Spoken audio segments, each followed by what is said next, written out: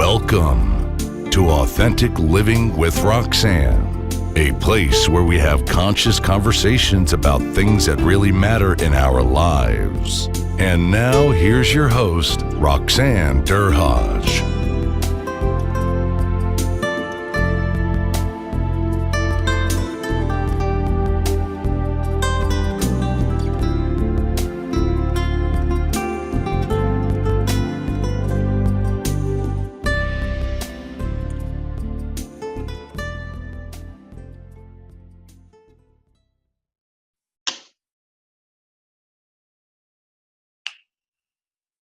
Hi, everyone. It's Roxanne Derhodge. Thanks so much for tuning in yet again this week.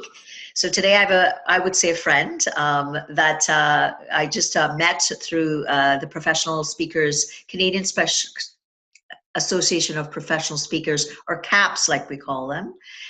So I had the privilege of meeting Penny actually previous to CAPS in Florida, where we work with the same speaker business coach. So Penny, welcome to the show. Thank you. I'm really honored to be here. Awesome. So Penny's got a really fantastic background, and I'm going to tell you a little bit about what I was able to experience with her actually just on the weekend at an event that we were at. So a bit about Penny's background. She's what we call a genuine entrepreneur. She's the founding member of Tremblay Leadership Center with relationship strategies, training, and keynotes internationally, and she's been doing that for about 20 years or so, and lots of people have benefited from the skills and confidence about how to be more productive, how to play nice in the sandbox, which is her brand, and climb the ladder of success. She's done some extraordinary education, attaining a certificate in advanced mediation from Harvard. Wow, with lots of years of conflict resolutions, facilitations in workplaces, bringing stories, experiences, and guidance for more productive, peaceful, and profitable businesses. Penny, is there anything that I have missed there that you'd like to share with the listeners? Well, no, I don't think so. I'm on a journey just like everybody else, and continuing to always learn. I think I'm a professional student. That's what I think. And a great one you are. So on the weekend, Penny and I were in Toronto, and I, had the privilege of listening to her keynote. And her keynote is very, very, very interesting, where she talks about, unpacking your suitcase. And it's such a fantastic concept that it's one thing to hear the keynote's name, but actually seeing her deliver it was really, really phenomenal. So Penny, I would like you to tell people, and I can tell you what I experienced. So the concept that I took about it as a listener was, we all bring stuff with us. And if anybody tells you that they aren't, they're kind of telling you a bit of a fib or two in our lives. And we all pack up these suitcases from, beginning of life all the way through. And sometimes the things in the suitcase kind of might be heavy, it might be painful, and it might be things that we are not aware of how it might be impacting your life. So Penny has her entire keynote discussing this concept. So Penny, I'd like you to kind of extrapolate or tell people a little bit more about your brand or the concept of playing in the sandbox, which is the bigger brand, but unpacking suitcases. The suitcase is one of the keynotes that she does for her brand. Sure. So when people ask me what I do, I tell them that I help teach corporate people how to play nice in the sandbox. And when they don't, to help them fix broken relationships. And I always get a chuckle. And people always say, you need to come to our workplace, because as an expert in workplace relationships, the people factor is challenging, right? Like personal skills aren't taught in technical education. So if you go to school to become a fill in the blank, doctor, lawyer, nurse, electrician, pipe fitter, welder, etc., you are taught your technical trade, but people are stuck in dead-end positions or fired because of their lack of ability to get along with people. And that people factor the glue that holds businesses together. It's the glue that holds workers. It's the glue that bonds managers to their work teams. It's the glue that bonds customers to be loyal to their suppliers. And so as an expert on that, I moved into the opposite is, conflict. What does plague us and separate us, and what does cost corporations tons and tons of money is dealing with conflict in the workplace. Now it's stress, the effects of stress in the workplace and mental unwellness. The cost is huge. So one of the keynotes, I have a few, one of the keynotes that I focused on was around the idea of getting people to recognize what they're bringing with them wherever they go, because I don't really think that conflict and resolution and mental wellness is just your employer's responsibility. I think we all have a responsibility to come to the things that we do, the tasks that are in front of us, in our most best form, in our highest form. And to do that, I really think we have to get clear on what's holding us back. And what's holding us back so many times is the things that we're packing around, meaning old stuff, old conflict that hasn't been resolved yet, or that we have residue from, or fears and insecurities around. And if we just worked a little bit on shining a light on that and becoming aware of it, then we can unpack it and we can decide what we want to let go and what we want to bring along with us. And we'd have more space inside us for building the tools that help us be very successful at relationships in the workplace. And I always say in the workplace because that is my expertise, but this works in our personal relationships too. Mm-hmm. Absolutely. And sometimes it's that people are not aware. Would you agree with that? Because sometimes we perceive that people might be aware that I know I'm doing this. When you go out into the workplace and you've been brought in by a company, give us an example of how kind of that stuff in your suitcase could kind of play through to impact conflict between, say, two employees or, a supervisor and an employee. Okay. So great question. And I'll tell you a little bit about a service that I offer called a workplace restoration. So in a workplace restoration, the teams that need that are teams that have a toxic workplace culture, or maybe there's a department within the workplace where there's unresolved stuff and there's conflict, and it might only involve 2 or 3 people, but the effects of the toxicity is like a plague that affects everybody. And whether people want to realize that they're involved or not, they're all involved.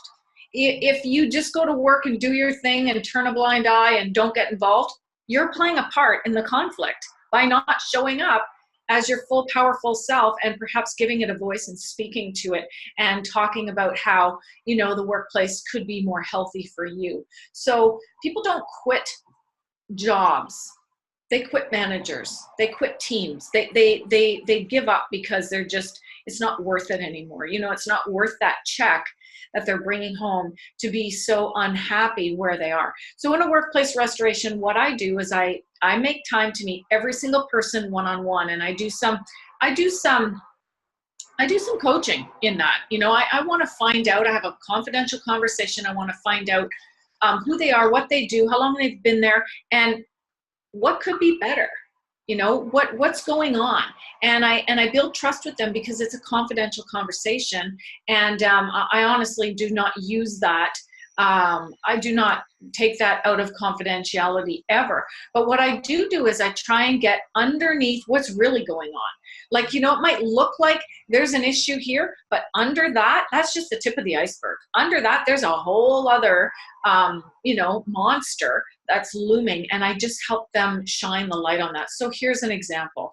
I was called in to do a workplace restoration because a company had invested a lot of money on an investigation because an employee accused her manager of harassment. Okay, so there was an investigation, and investigations are very expensive. Basically, it halts the productivity of the department for at least, 3 to 6 months, depending on the depth of the investigation. And everybody's on eggshells and nobody's allowed to talk about it. And it's a really excruciating process, very necessary. I personally don't do those, but I was called in after the fact because there was no finding of workplace harassment. So then what do? Well, they call in me to help the organization or the department hit the reset button and move on with some clean, defined commitments to creating something new. And so in the process of doing this, I want to tell you a story about Mary. So Mary, of course, is a fictitious name because this is a confidential story, but Mary accused her manager of harassment. Now, the manager was, of course, denying that this was happening. And when I got talking to Mary, I found out that she was sexually harassed about 20 years ago in a previous job by a previous employer. And although the correction, the behavior correction, the reprimand, the satisfying of that particular situation was done, Mary never let it go.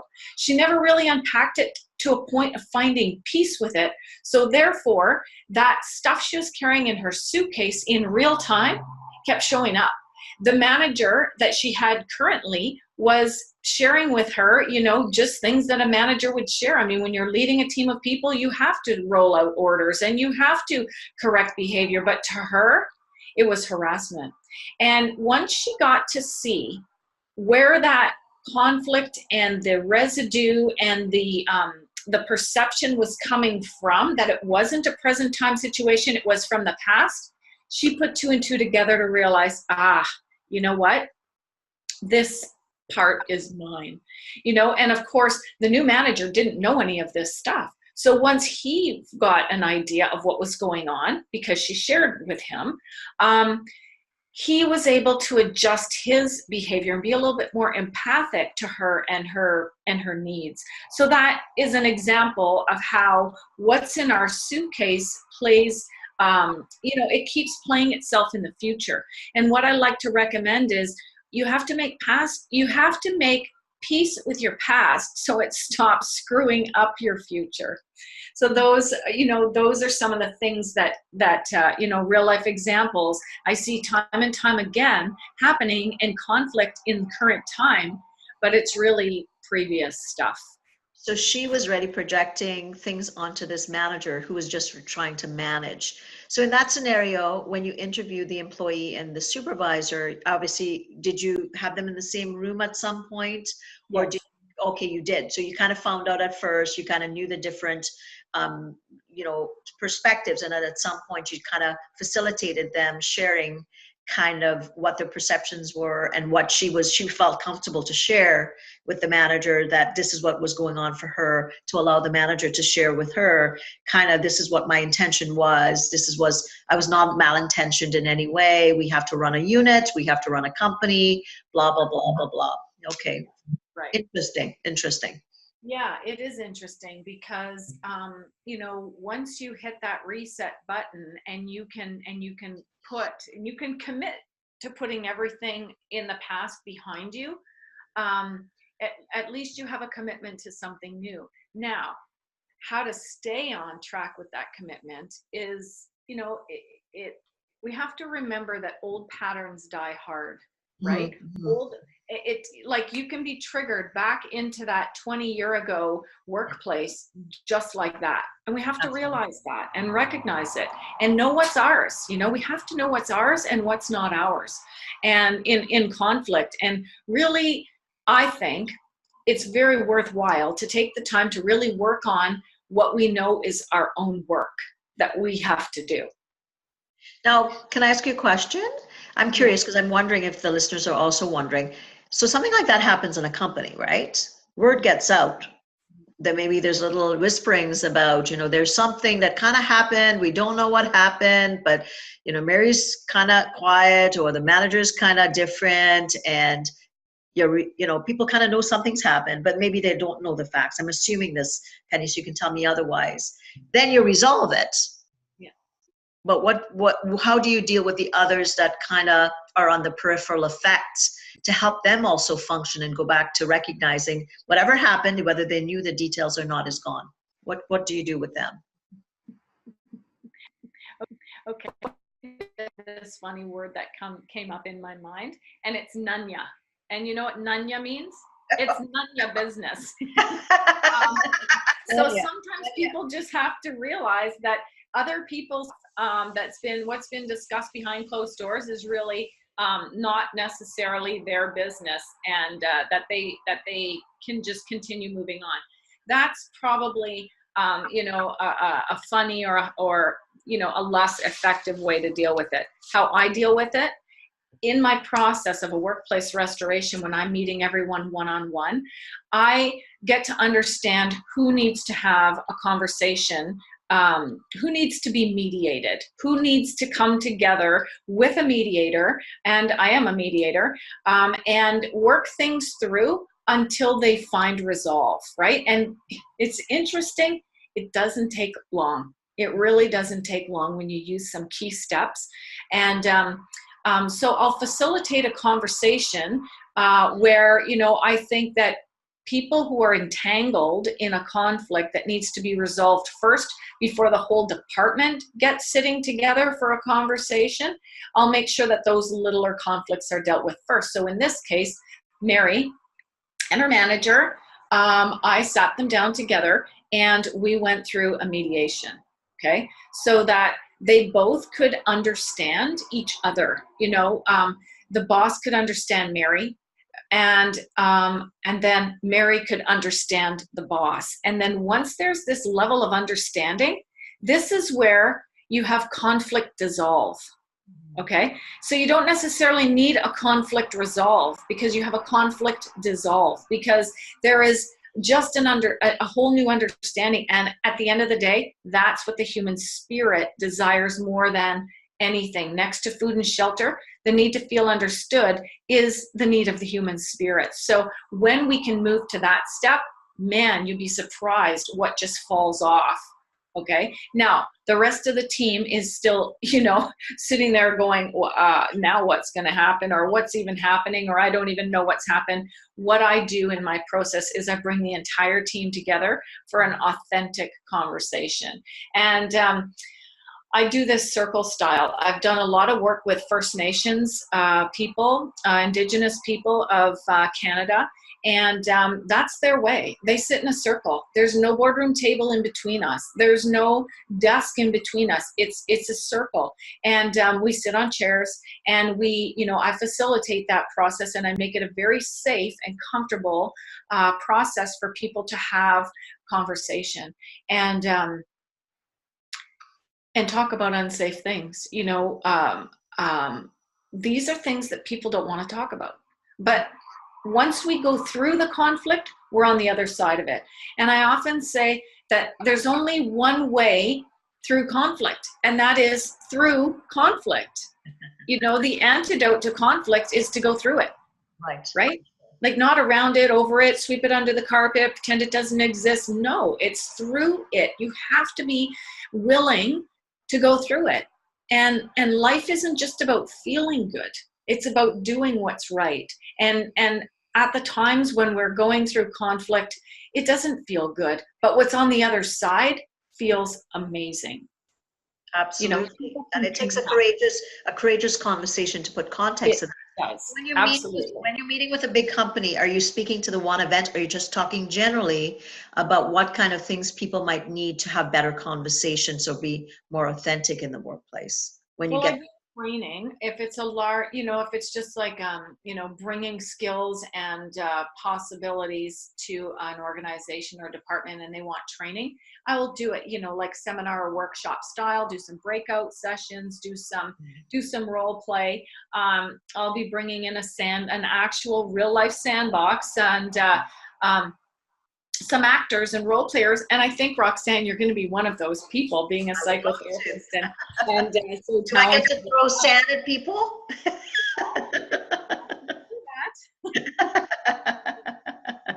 maybe silly string. But where was I? So yeah, in a larger organization where they just want me to kind of like, touch the learning points and give people the skills. That's my play nice in the sandbox. workplace training. But this particular service that I've been speaking of is more like a workplace restoration where there's a toxic culture and it needs a reset. It needs attention. We don't necessarily want to go back and dwell on the who said what, why, and who was wrong and all that stuff. Right, We want to right. say, okay, we've got some issues and how do we fix them? And in the process of fixing them, that's where I get people to dive into what's in your suitcase. And Right. are you packing it around? And you're bringing it to work, and what's the cost to that? And how are people affected, and how is it affecting you? And then just getting them to really see and understand the source of that conflict. It's not always who they think. They think it's the guy down the hall or the girl sitting beside them. It's easier to kind of point the finger versus kind of look at yourself. Right. But you get them to a space where they start to look at their role. Yes. Yes. Now, in this circle, can I ask you, how do you facilitate that? Do you just an open conversation after you've resolved the mediation, or is it just what's the context of the circle compared to what you do with the Aboriginal model? I'm just curious about that. Well, the goal is authentic conversation. The goal is connection. The Okay. goal is helping people really get to know each other on a level that they thought was forbidden in the past, to allow people to share, to allow people to be real. There's tears often, most often. There's sharing and there's honesty, and I guide the process in a very safe way. I don't think that I would recommend that, you just try to whip this off on your own, because it is a process. To me, honestly, it's a very sacred process, and it's a spiritual process for me anyways, to go in there and to be privileged enough to facilitate this opportunity to get everybody really open and transparent and being real humans for an afternoon or a day or a couple of days, and not just being, like people with a title that's like, well, I'm a manager, so I have to be polished, or, I'm an admin assistant, so I should be kept underneath and shouldn't have a voice. Like, no, none of that. Just real, authentic conversation. And it can be risky. That's why we carry mediator insurance. But I think, one of the basics of mediation is where two parties agree to find a solution better than each one could have come up on their own.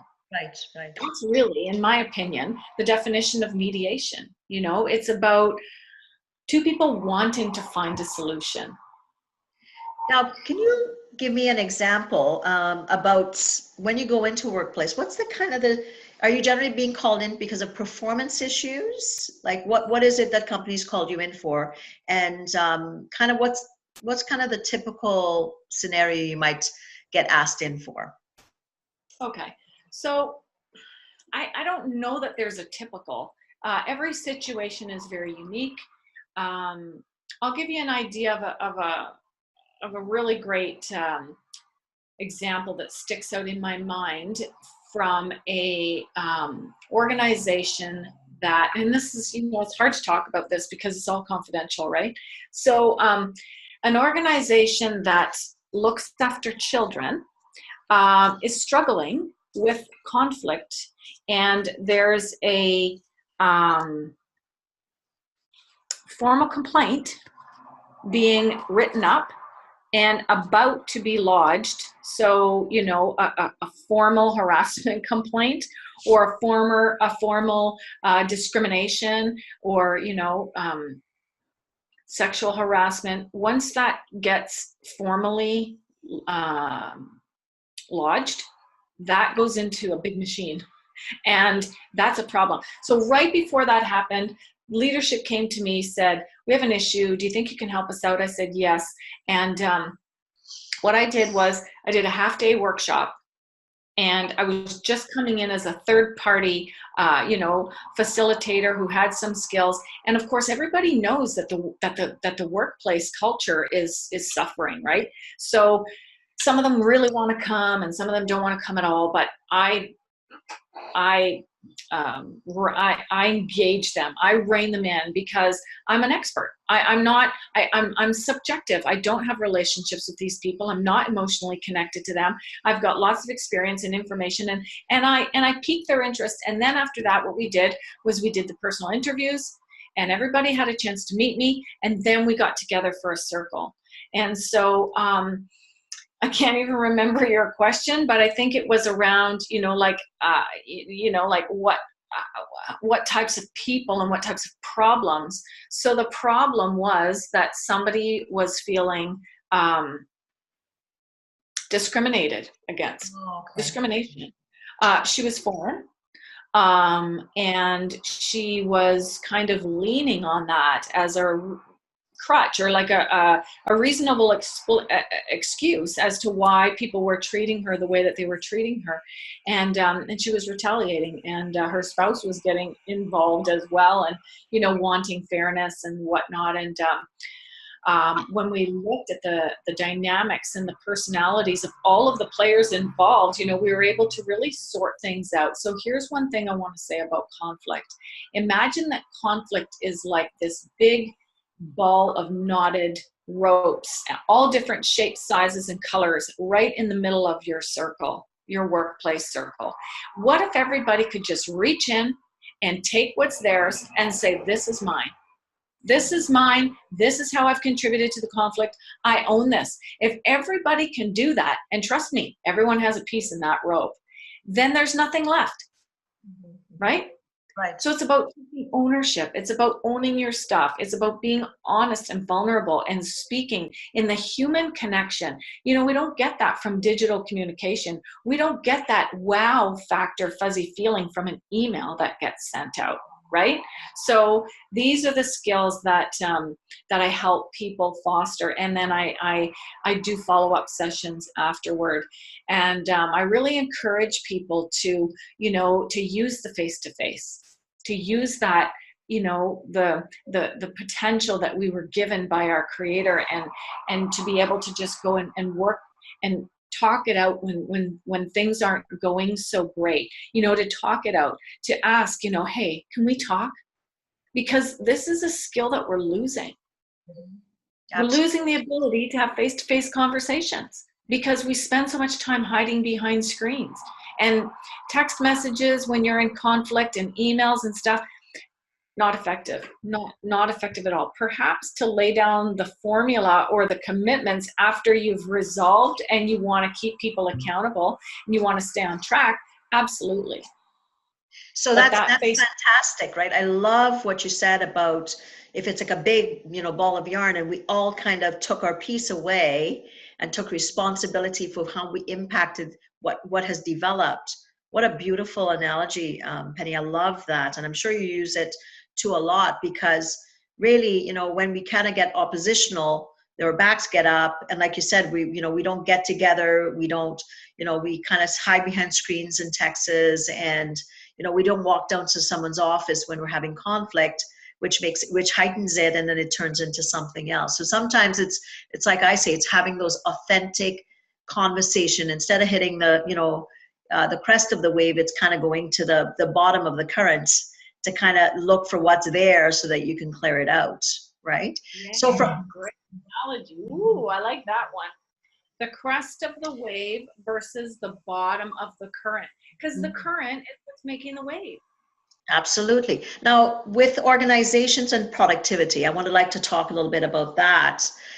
What for managers, for CEOs or C-suite that may be listening to this, what are the benefits that you've seen on the bottom line with your brand and conflict when you go in? What kind of some of the things that you can share with them that it's a benefit for them to use services like yours in order to impact the bottom line? Well, conflict is very costly. Statistics show that the average employee spends 2.8 hours in conflict per week. Per week? Yeah. Wow. It's a $395 billion industry. or it's a $395 billion cost. And you know what I think about that cost?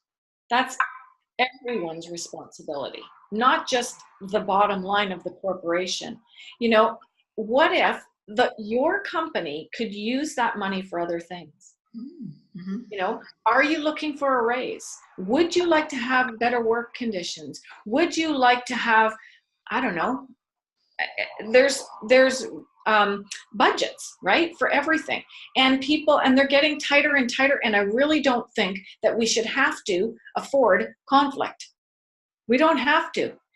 There's always going to be some type of differences of opinion and whatnot, but that's healthy. When we can embrace that stuff, we're pushed and squeezed, and we come out the other side bigger and stronger and more powerful. Healthy teams that embrace conflict are extremely productive and very competitive. But it's this personality-based conflict and things like that that is so costly. You know, like you look at what would it cost you in your business to have an employee off?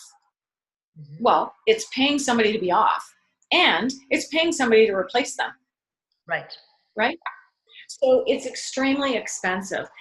So some of the services that I offer are training for prevention. You know, how do we prevent? How do we, like I said in the beginning, you know, people are hired for the technical skills. Let's train them for the people skills. Look, lots of what I teach is common sense, but common sense isn't common practice. Right? It needs to be brought up to the forefront. Even myself, even you, Roxanne, you're a psychotherapist. I'm an expert in conflict resolution. When my emotions get entangled, everything I've learned is not at the top of my mind, right? Right? So I call you. No, you know, I was just talking to I was doing a session with someone, and they called it the burn letter, and I love that, and I was going to mention that to you.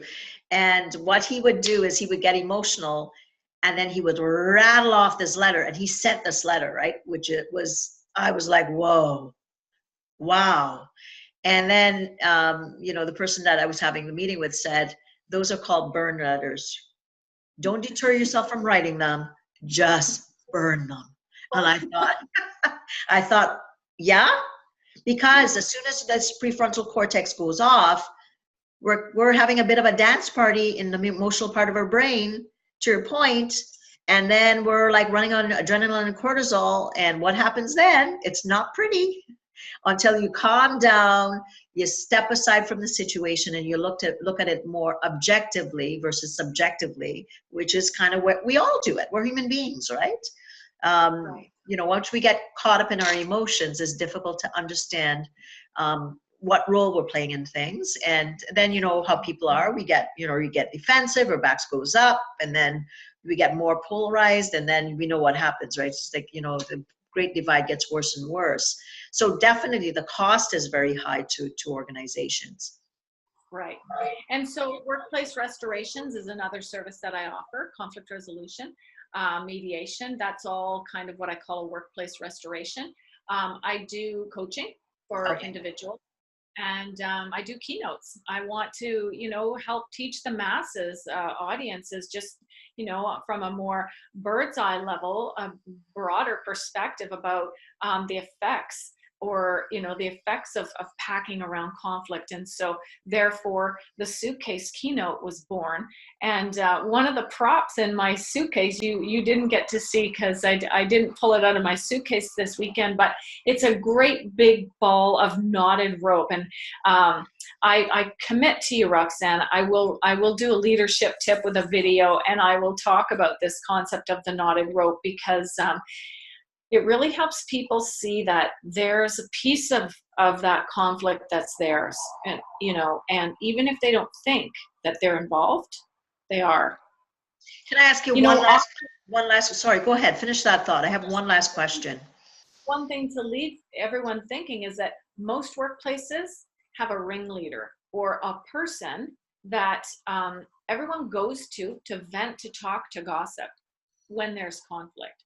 So, you know, I think sometimes when we really start picking things apart, we realize the damage that we're doing by listening to it, or the damage that we're doing by feeding into it, even though it's not about us at all. Right. So, because sometimes people will say, yeah, but you don't know our workplace, and they're referring to the ringleader. But what you're saying is that really, when you level off the playing field, everybody recognizes their responsibility, which takes away the power from the ringleader who kind of falls back into place. Because the ringleader thinks he or she is doing a good thing. Maybe it's your HR person, Right. you know? Like everybody plays a role. And I think when we really look at the healthy ways to diffuse conflict, everybody can kind of recalibrate their behavior because they all want peace. That's the beautiful thing about working through conflict. It's like you don't really have to, it's not a tough sell. We all want joy and peace and happiness. And so everybody's working toward the same goal. Maybe they just have to recognize how to work at it in the same direction. Well, awesome, Penny. This has been fantastic. So tell everybody where they can get a hold of you. And Penny also has some live workshops coming up in North Bay, which I've heard that she had a couple just recently, and she's doing a couple more. So where can they reach you so that if they wanted more information on you, Penny? Okay, so my website is pennytremblay.com. That's pennytremblay.com. And one of the best ways to kind of get some free information is to sign up to my leadership tips, because I write one a month. My coach is encouraging me to write one a week, but right now I write one a month, and I have a little video clip that goes with it, and it's a learning point. So it's called a leadership tip. It's completely educational. And then if I do have some public things going on, I will post them there. From that website, you can follow me on social media. I've got a Facebook business page, and I'm on Instagram and LinkedIn. But I think that, if you just want to go to pennytremblay.com, subscribe to my newsletter, my phone number's there. I have one phone number. It's my cell phone. You can call me, text me. I'm more than happy to help. I really have a mission to increase the world's peace. And trust me, I've been through the fire with conflict of my own. I know a lot of people have personal things, and a lot of people have business things. And you know what? I really just want to help. I'm so glad to have met you, Roxanne. It's been a great run already for our working relationship and our friendship. And I'm really honored that you asked me to be a guest today on your podcast. Well, thanks so much again. And I know I'll be seeing you relatively soon, probably sooner than later. So everyone that's listening, please reach out to Penny. And I guess when I listen to Penny's message, it's really about, what part of a conflict, and we all get into conflict, what can I do to neutralize it, and to really put myself in that other person's shoes, whether it's a personal relationship or workplace relationship, family, lots of things. We all get into it. We're human beings, and we're going to get into, because we connect, we're going to get in conflict.